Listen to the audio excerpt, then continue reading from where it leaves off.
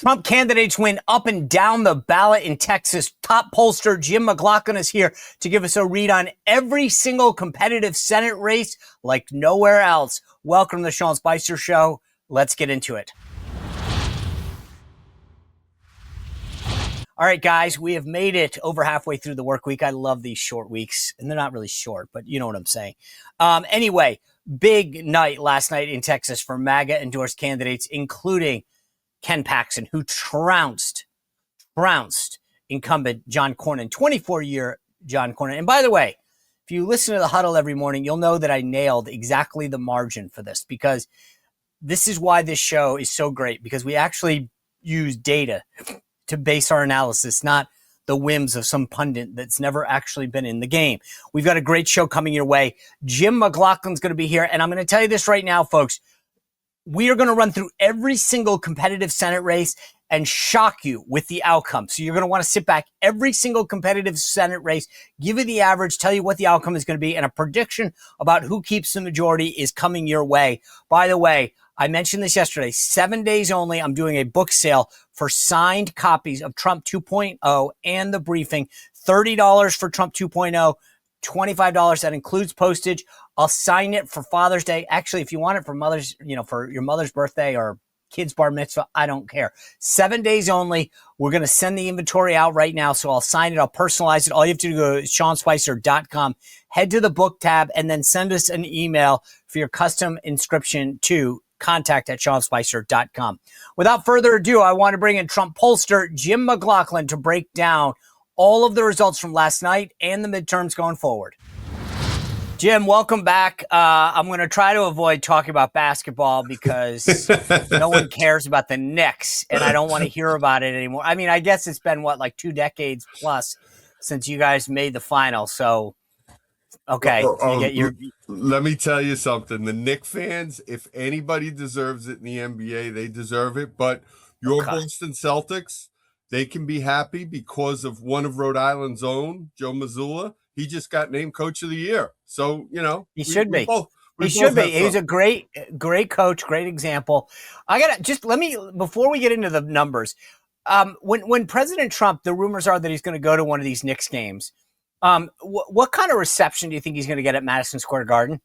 Oh, I think he will get a very good reception there. No question about it. You see the Manhattan liberals, there's a lot of them there around the, that are in the audience there. I mean, literally, it is the place to be. It's impossible to get tickets for these Knicks games.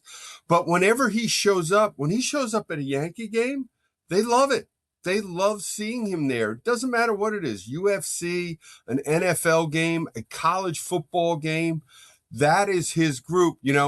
I remember, you and I are old enough to remember when Hillary Clinton told us that she was a Yankee fan when she was running for U.S. Senate in New York, and everybody kind of laughed at her. Notice she never showed up at a Yankee game because she knows she would have gotten booed out of the stadium. Oh, also because she's not a Yankees fan.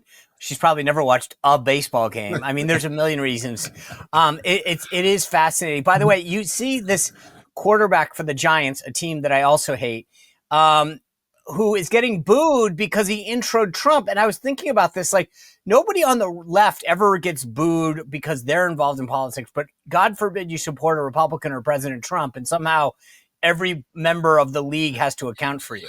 Not only don't they get booed, but they get paid a couple $1 million like Beyonce did or Oprah did, because that's what the Democrats have to do to generate enthusiasm, get celebrities to show up. They got to pay them. And you know what? God bless Jackson Dart. Here's a guy practicing his First Amendment rights. The Democrats always tell us they believe in democracy. And you know what? He's getting the Chick-fil-A treatment now. I saw somewhere supposedly someone paid $42,000 for his Topps rookie card, and now he's got the hottest selling jersey in all the NFL. So look, I would tell him just stand by, literally. No kidding. Yeah. That's amazing. It's funny. I got to say, I no intention of going down this path because I want to get to politics. I want to get to Texas real quick. But I got to tell you, there's this story that popped, and it's James O'Keefe's media group that popped it. I'm going to talk about it with the panel tomorrow, but you just set me off on this.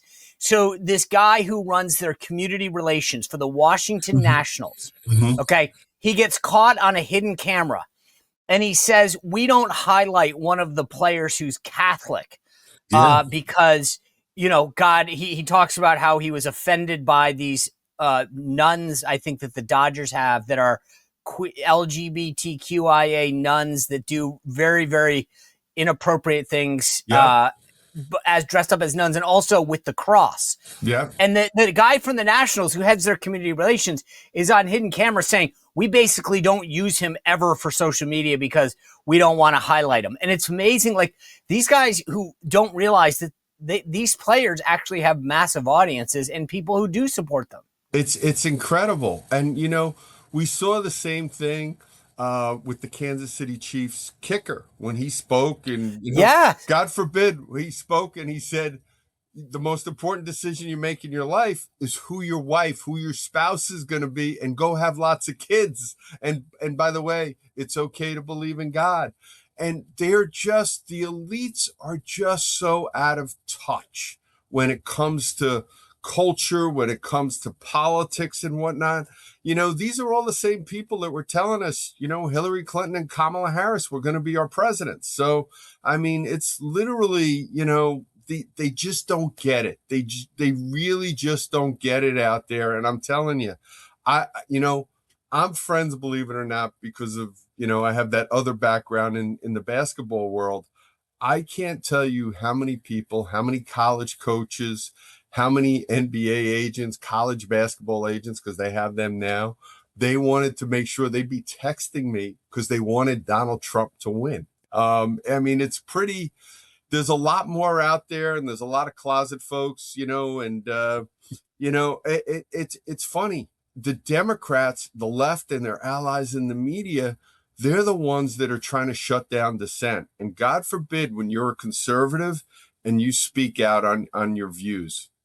All right. This is a perfect segue because you mentioned the elites. And I woke up this morning to hear what people were saying about the Texas Senate primary. And at least on two stations, NBC and I believe it was CNN, they said, shocker this morning that Ken Paxton won. I think one of them said shocker and a major upset or surprise.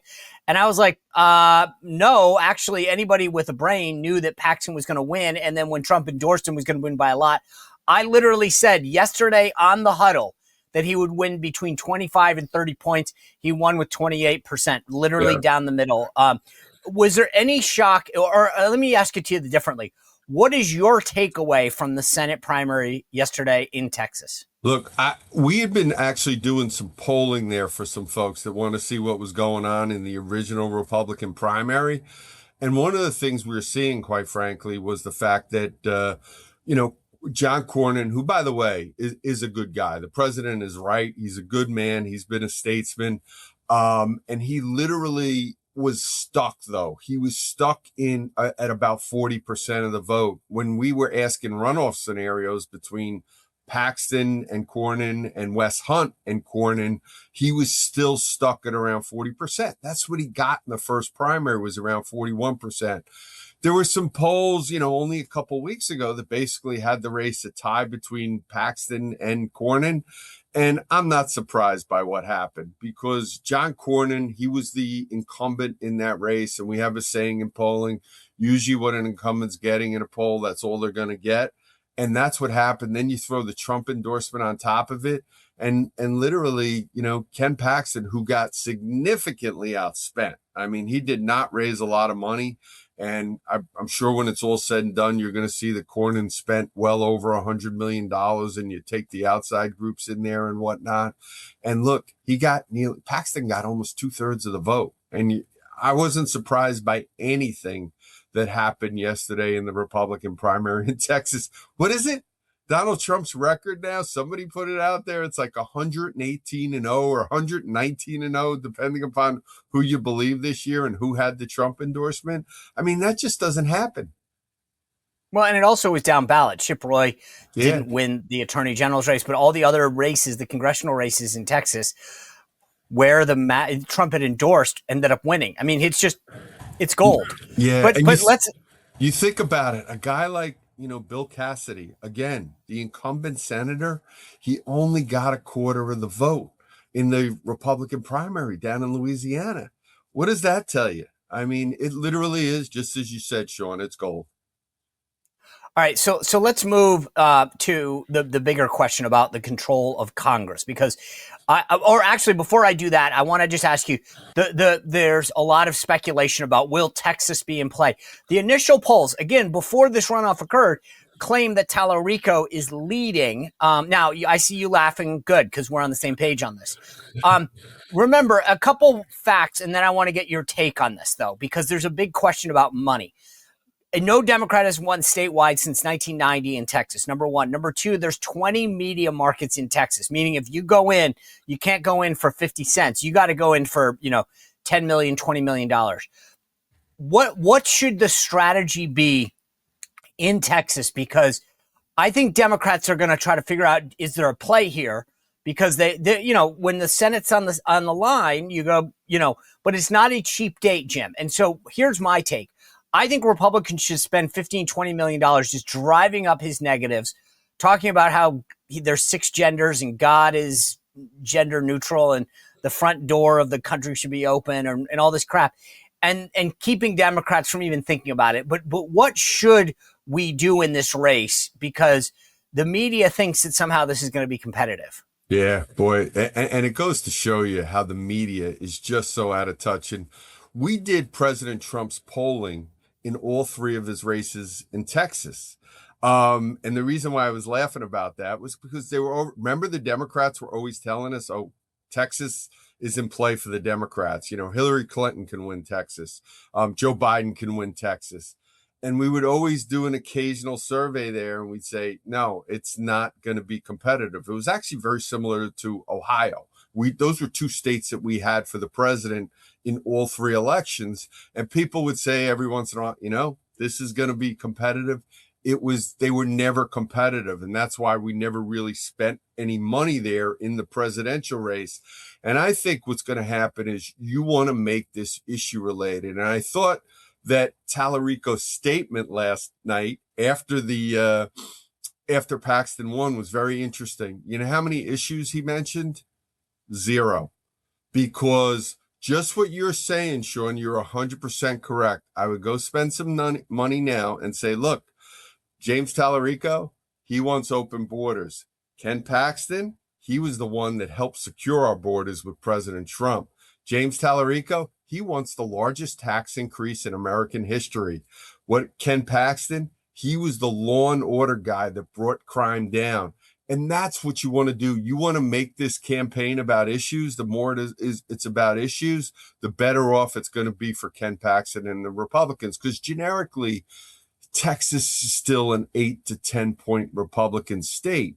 Now, the key swing group here is going to be Hispanic voters. The reason why Donald Trump did so well back in 24 in Texas was because Republicans did as well as they did. He got record numbers among Hispanic voters. And I think when push comes to shove, the issues that people really care about, the economy, the border, crime, security, things like education and school choice, I think Ken Paxton's going to have big advantages over Tallarico. And I also think a lot of these blue-collar Hispanic voters are going to look at James Tallarico and say, this might sell in Washington, D.C., it might sell in Manhattan and L.A., but this ain't going to sell in Texas.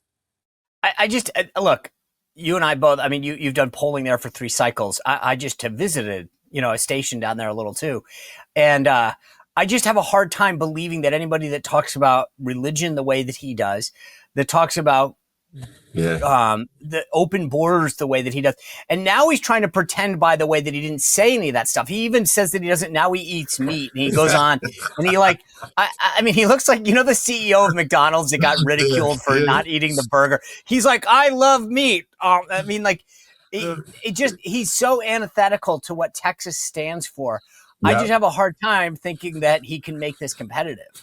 Yeah, and we always talk about authenticity these days, and it's one thing, you talk about somebody like Donald Trump, and he is authentic, And you look at James Tallarico, he's just the ultimate political phony.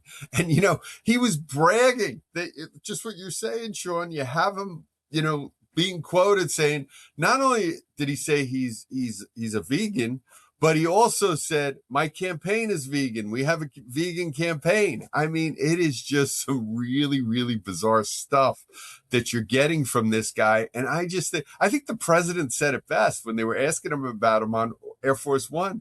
He said the guy is just weird.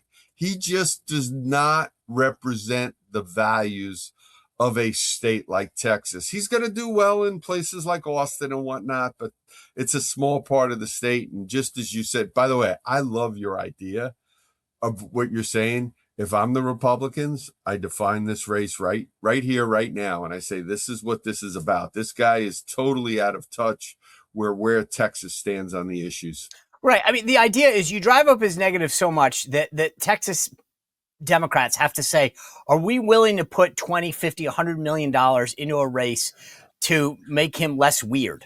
Yep. And it's a great point, Sean. I think the other thing, look, he's going to raise money just like Beto O'Rourke did. He's going to get money from San Francisco and from, New York. And he's going to, who knows, wherever else Act Blue gets money from, from all these foreign nationals and whatnot.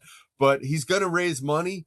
But I don't think at the end of the day, he's going to have enough money to be able to hide who he actually is. And I think the more that Ken Paxton can just put Tallarico out there, the more because he just doesn't sound and look like he's from Texas, if you know what I mean. It's just not. No. I mean, he looks like, honestly, like he looks weird too, to be honest. It's not just that he talks weird and says weird stuff.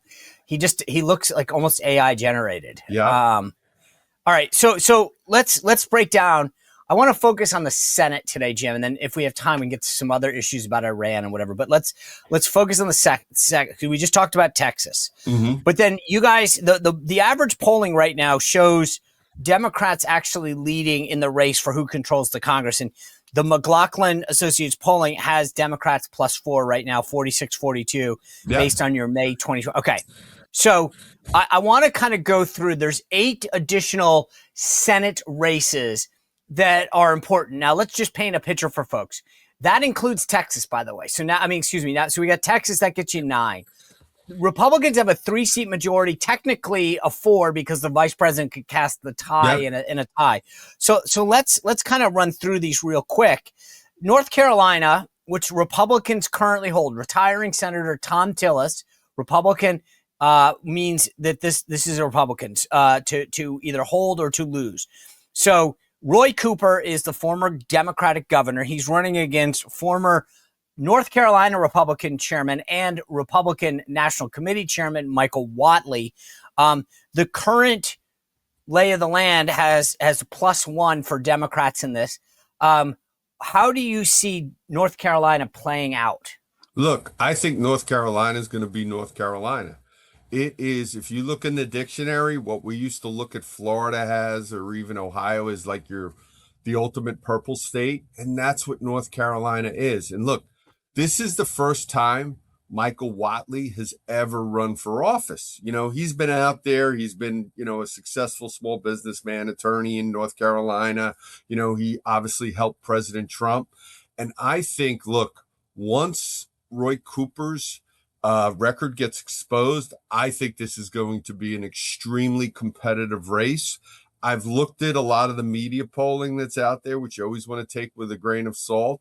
But the fact that here's Roy Cooper, he's presently the governor, he's the pseudo incumbent in this race. And a lot of these polls show him under 50% of the vote. And as I was saying before, just like with John Cornyn, even in the primary, usually what an incumbent's got, that's all they're going to get. And up to this point, nobody has really laid a glove on Roy Cooper.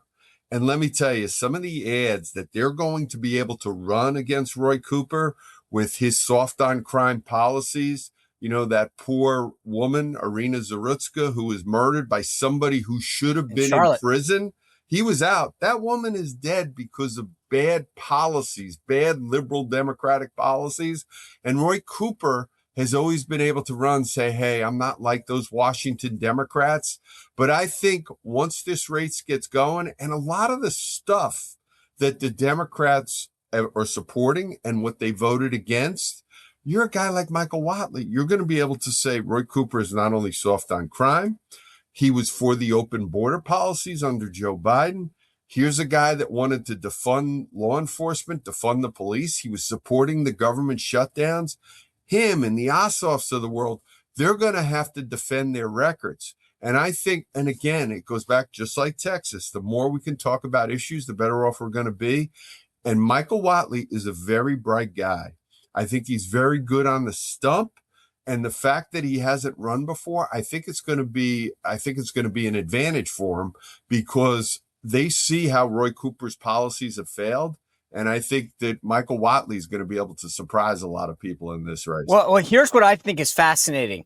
Watley has closed the gap. He was down 11 about a month ago, 11 points down, and now about a point. I mean, this is so we're seeing that this is actually moving in the right direction, slowly and steadily for Watley. And that's even with right now, with gas prices going up because of what's going on in the Middle East. I look at a race like that is when prices start to come down again, and I think they're going to come down once we get this all straightened out in the Middle East, and I think it's going to go down in record time frames. I really believe that. I'm not an economist. I'm a political hack and whatnot, but I really believe, because President Trump, his policies, what he put in place with the working families tax cuts, what he's put in place with giving us fair trade agreements, making us energy independence. It's like people are saying what's going to happen as soon as this is over, we're going to have a glut of oil. And I think when that happens, prices start going down. I think you're going to see a candidate like Michael Watley is going to be really helped by that. All right, let's move north to New Hampshire.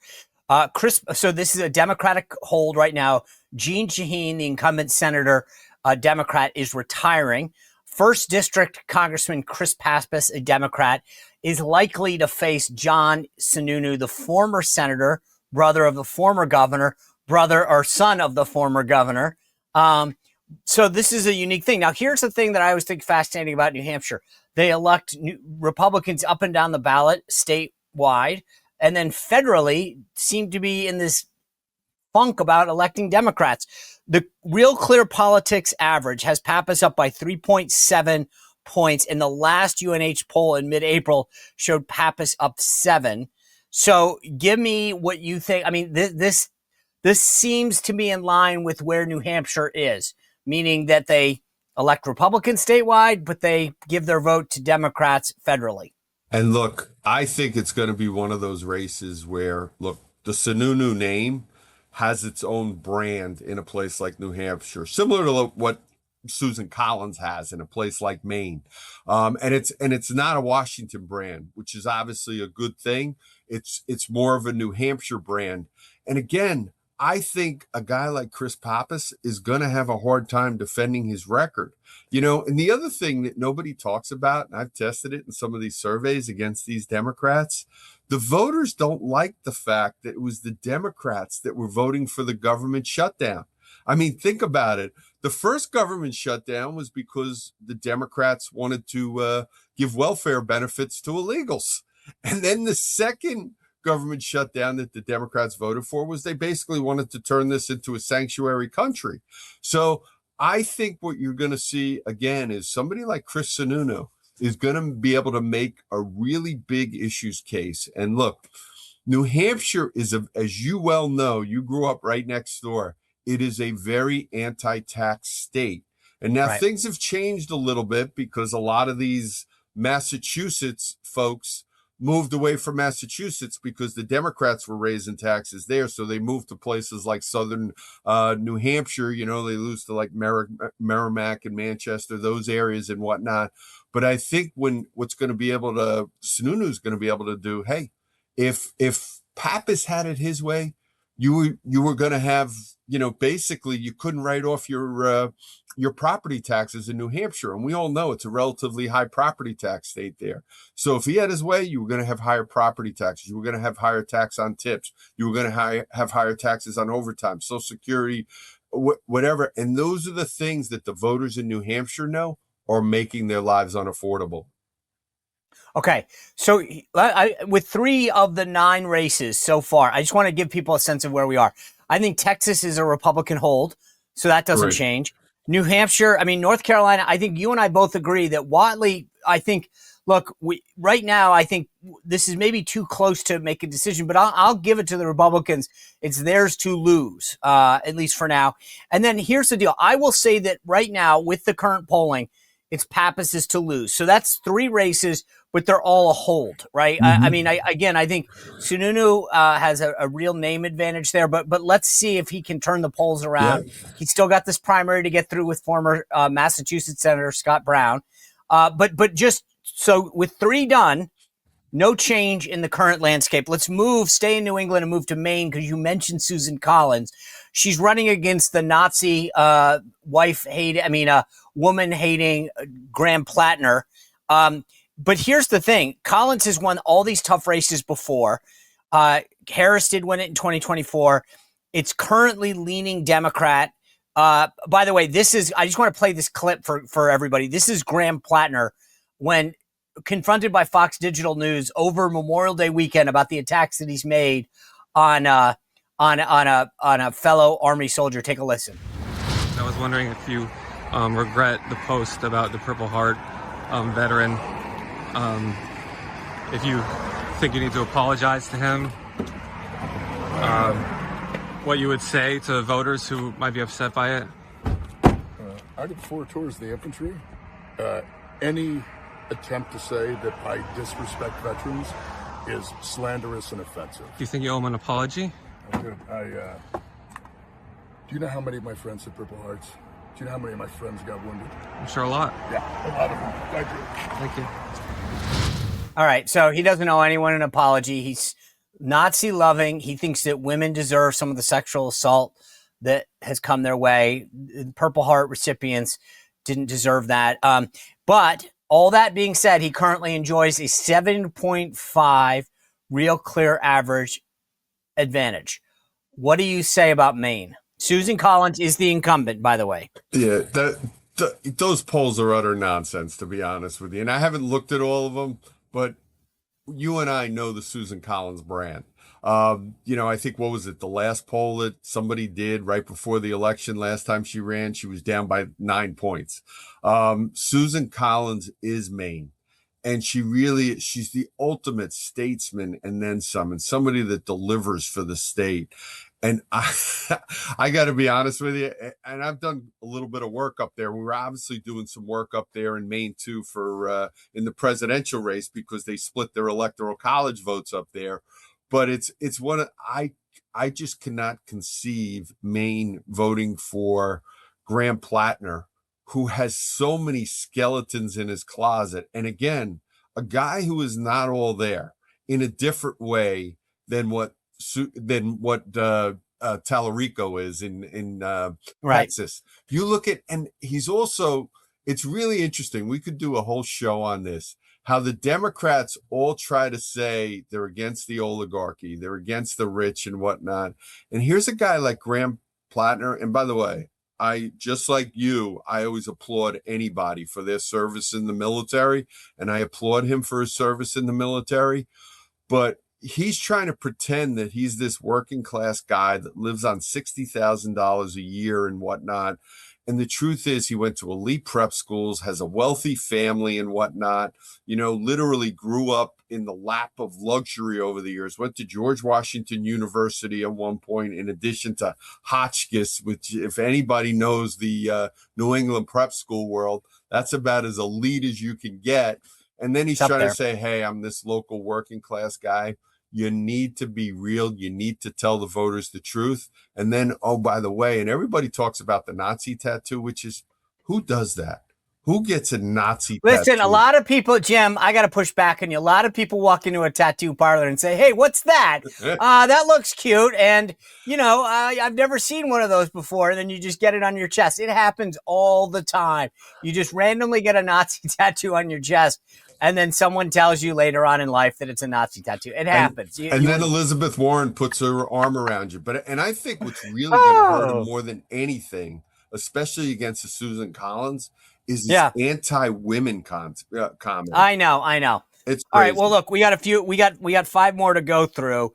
I'm going to agree with you. That's a Republican hold right now. Susan Collins has done it before. Let's move west a little. I want to get into Ohio. This seat is J.D. Vance's, where he obviously became vice president, and then was the governor, Mike DeWine, appointed the lieutenant governor, John Husted, to succeed J.D. Vance. He is now running for a full term against Sherrod Brown, the former former senator, very populist. This has been called a toss-up by the Cook Political Report, lean or tilt Republican by a lot of others. It is currently a hold, as I mentioned, because of that. Husted is holding a 2.6% lead in RCP.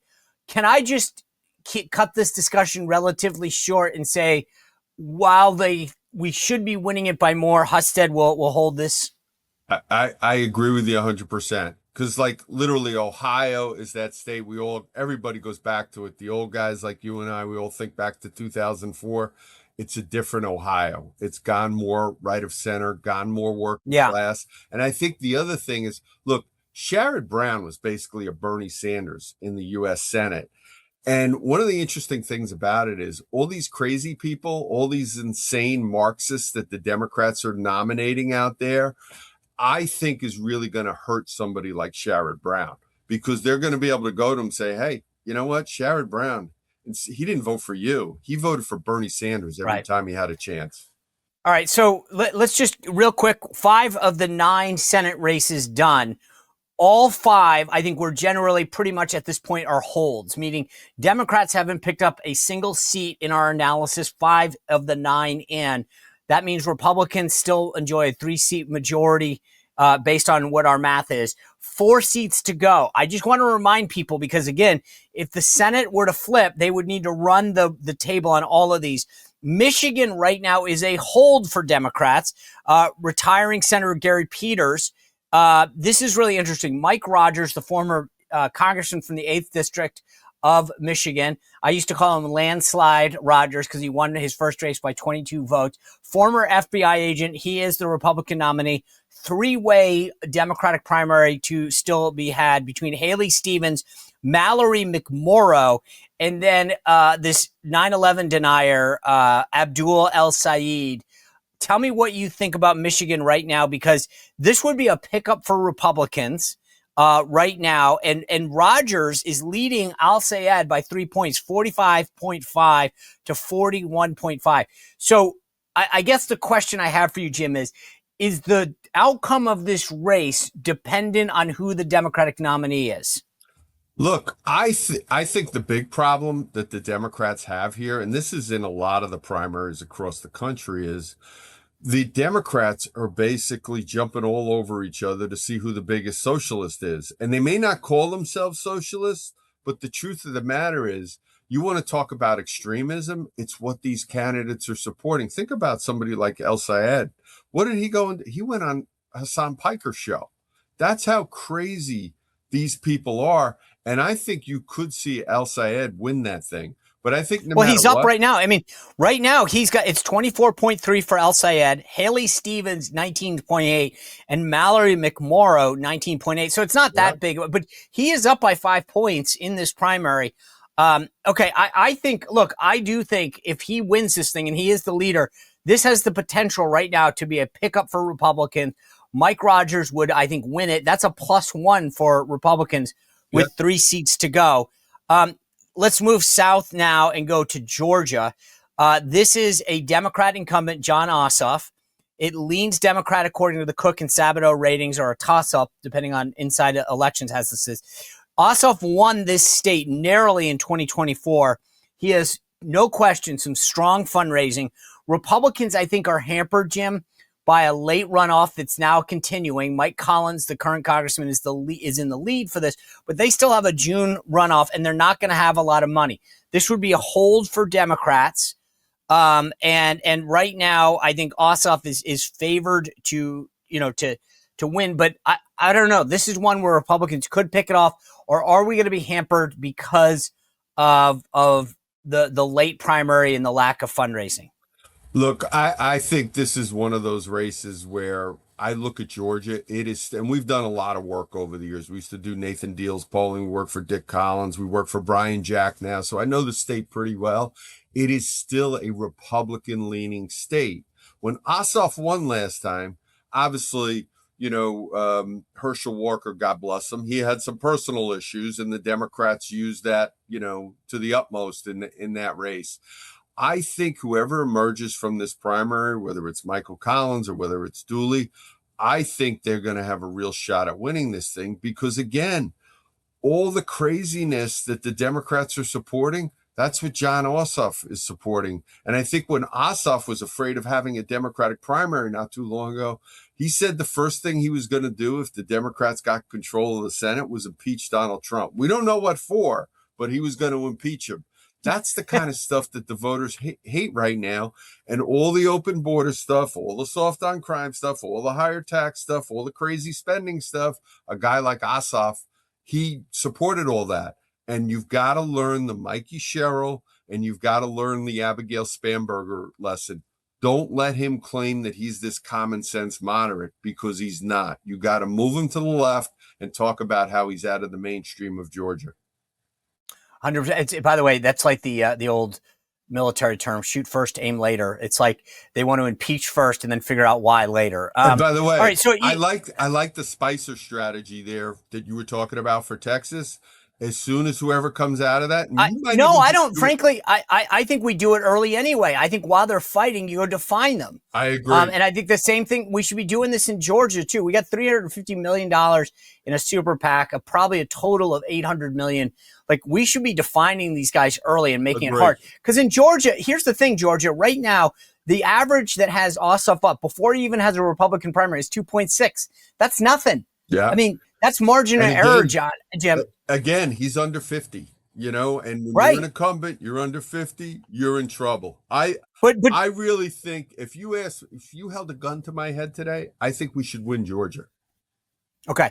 Well, look, I'll tell you this. Even if we just say it's a push right now, Dems currently are the incumbent there. Ossoff is the Dem incumbent. If we give it to them right now and we assume that Mike Rogers wins the Senate, 7 of the 9 states done, Jim, Republicans are picking up a seat. I just want to remind people of that. 7 of 9. So for all these political prognosticators out there that talk about, is the Senate in play? We are doing the math for like no one else will. This is the only show that I know was going to run through every one of these races. And right now, Republicans are up 1 with 2 to go. So let's go to one of those 2. I want to go to Alaska and then Iowa. So let's go to Alaska. Current incumbent is Dan Sullivan. He's running against Mary Peltola. She is the former at-large congresswoman on the Democratic side. But let's be clear, Mary Peltola won that 1 seat, 1 term because of ranked choice voting, which is a total crime. Yeah. Right now, she's got this thing. I mean, this is a jungle primary on August 18th. Republicans lean in favor of this. There's some concern about whether Alaska is in play. What do you think? Look, I think because of the way they do that jungle primary, you don't want to take anything for granted. But I think at the end of the day, Sullivan fits Alaska really well. And I think he's going to come out on top. And again, I think this is one of those examples. It's like a Sherrod Brown or a Roy Cooper. The Democrats say, hey, we got a great candidate here. But a lot of their great candidates have supported a lot of really bad stuff out there. And I think once they get exposed to the electorate, I think they're going to lose a lot of support. But I think Sullivan's going to be okay when everything's all said and done. Well, look, here's the deal. We haven't seen a statewide poll in months out of Alaska. In 2020, Sullivan won 54-41. In 2014, he won 48-45 against Mark Begich, who's a good candidate, statewide, well-known. So I mean, I agree with you, but I just right now Democrats think they have a shot there. Yeah, you don't want to take anything for granted. The Democrats think they'll have a shot everywhere, but I think when push comes to shove in that race, I I think again, and Sullivan needs to run, and he will. They'll run a good campaign there, but I think he'll be fine when everything's all said and done. I agree with you. Again, just for people keeping the math at home, 8 races down of the 9 that are in play, Republicans are picking up a seat. This is not what you're going to hear anywhere else. The last race is in Iowa. Joni Ernst, the current senator, is retiring. Cook Political Report has this as a likely Republican. Inside Elections, likely Republican. Larry Sabato, who I think is a hack, has it as a likely Republican. The primary is on June 2nd, just to be clear. But Ashley Hinson, current Congresswoman from the 2nd District of Iowa, is the front runner. She's expected to win. She's got over $7.2 million on hand. She's been endorsed by everybody. And then there's a 2-way race on the Dem side between State Senator Zach Walz, who's the more progressive guy, endorsed by Elizabeth Warren, and State Rep Josh Turek, who is more of the, I dare say moderate these days, and endorsed by Maggie Hassan, Catherine Cortez Masto of Nevada, and others. Currently, Turek is up 21 points, so he would be the more difficult candidate. So if that's the head-to-head, does Ashley Hinson have anything to worry about? Look, I think, I always tell everybody with Iowa, it's literally one of those states where Donald Trump has turned it more Republican with working class voters and whatnot, the ag community, etc. You don't want to take it for granted. It wasn't that long ago, Barack Obama won the state twice. He won it twice in general elections, so you can't take it for granted. But I think when push comes to shove, Ashley Hinson is going to win that state because, again, I still remember my phone call with President Trump the Saturday before election when he was asking me about the Des Moines Register poll. And I said, sir, because would they have him down? They had him down like 3 points. Oh, I know. It was ridiculous. And I said, sir, I think they called Illinois. I don't think they called Iowa. And he started laughing. But it was, it's one of those things. Again, Iowa is a common sense, moderate to right of center leaning state. And as you said about Turek's one of those ones who claims a moderate, but it's almost like they're better at pretending they're moderate. But at the end of the day, they vote for all the Democratic stuff. All these Democrats do. You saw, I remember right after the election, you had like the Seth Moulton, the Gavin Newsom's of the world, and the, what's his name, Tom Suozzi there in New York are saying, you know what? Allowing, trans biological men compete in women's sport. We need to stop that. But now they still support policies that allow biological men to compete against teenage girls. So it's, they pretend to be moderates and they're not, and we can't let them be come election day. All right, Jim McLaughlin, thank you for being with us. I just want to be clear with everyone. You will not see this kind of analysis that Jim McLaughlin has just provided anywhere else. Every one of those 9 states. And just for the record, as a guy who didn't take math, Jim, in college, I just want to be clear. Right now, we have Republicans gaining a seat in their majority in the Senate, not losing seats. So Republicans have the chance to gain, not lose. And I've been saying that for a while, that I think the Republicans, especially if the national political environment gets a little bit better here, which I think it's going to after we get after we get through with the Middle East conflict. And you know what? The most important thing that I recommend to everybody right now is they read this book. I finally got my copy. And I want to tell you something. If you hate the media, read this book. You have a terrific chapter on the elite media that we were talking about a little bit before. And I think the guy who says it best is President Trump. He said, if you want to understand the people, the policies, and the process of my second term in office, read this book. I couldn't. And as somebody who's been involved with it, especially with President Trump's campaigns, this is as good of an insider look at the Trump White House as I've read. It was terrific. It was a great read over Memorial Day weekend. Jim McLaughlin, thank you for being here and for your great shout out. I appreciate it. I'll send you the check later. Look forward to having you back soon. I just want to get them signed. I got a couple of them. You'll get that. You'll get it. Don't worry. Thanks, Jim. My pleasure. Always a pleasure to be here. Thank you. All right, guys, thanks for joining us. We got a great panel coming your way tomorrow. We'll end out the week strong.